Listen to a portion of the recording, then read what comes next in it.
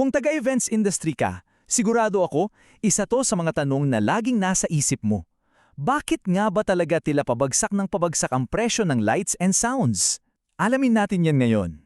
Napansin mo ba? Kahit sino ka pa dyan sa industriya, event planner, supplier, o kahit kliyente ka, siguradong napansin mo to, di ba? Sa bawat tanong mo ng presyo, parang laging may kasunod na mas murang offer. Ano ba talaga ang nangyayari sa likod nito? Dito, bububusiin natin ang maigi kung ano-ano ba talaga yung mga totoong dahilan sa likod ng price wars sa lights and sounds rental market dito sa Pilipinas. Mula sa ekonomiya hanggang sa ugali nating mga tao, lahat yan alamin natin. Tara, simulan na natin!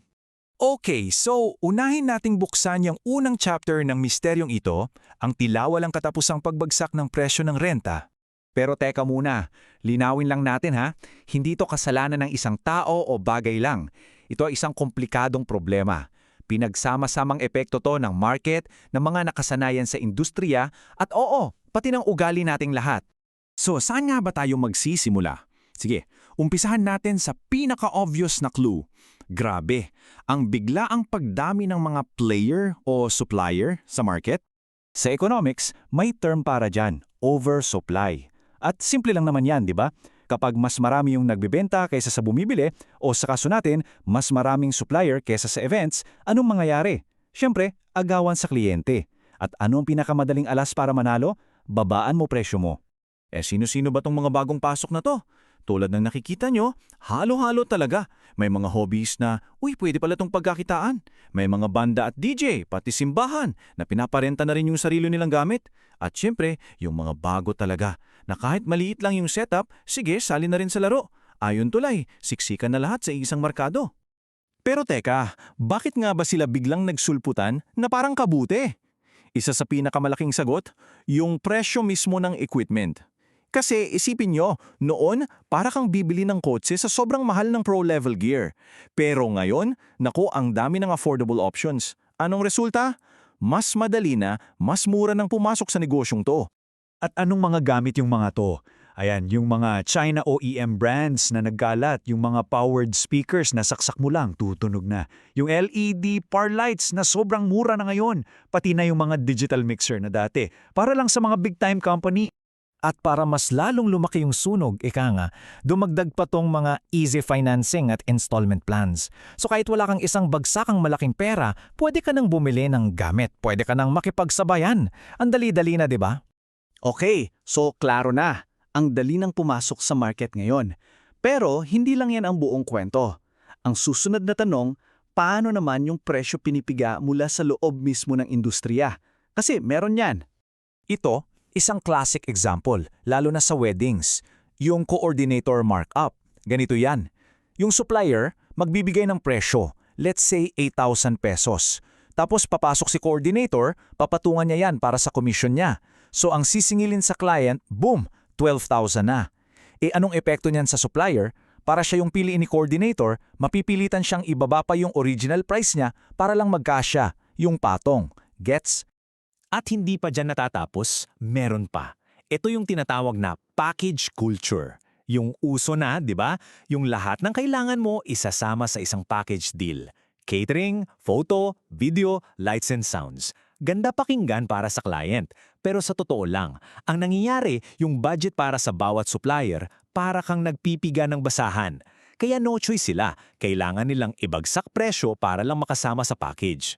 Okay, so nakita na natin yung mga players, yung mga sistema sa loob, pero para mabuo talaga yung puzzle, kailangan nating silipin yung mga tao mismo, yung mga supplier at syempre yung mga kliyenta.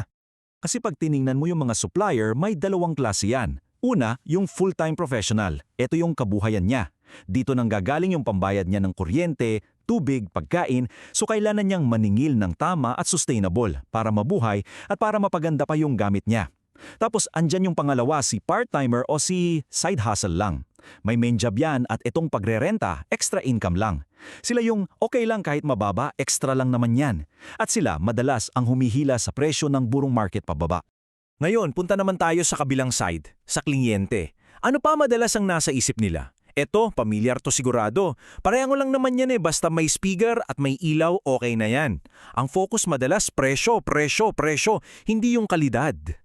Pero alam mo, parang iceberg yan eh. Ang nakikita lang ng client, yung dulo, yung speaker at ilaw. Pero yung hindi nila nakikita, yung mas malaking parte sa ilalim. Andun yung totoong trabaho. Yung tamang pagtunon ng system, yung sound coverage para lahat makarinig, yung saktong sound pressure level o SPL, yung kwalidad ng bawat pyesa ng gamit, at higit sa lahat, yung utak at experience ng technician na nagpapatakbo ng lahat. At dito na ngayon nagtatagpo ang lahat. Ito na yung the revelation.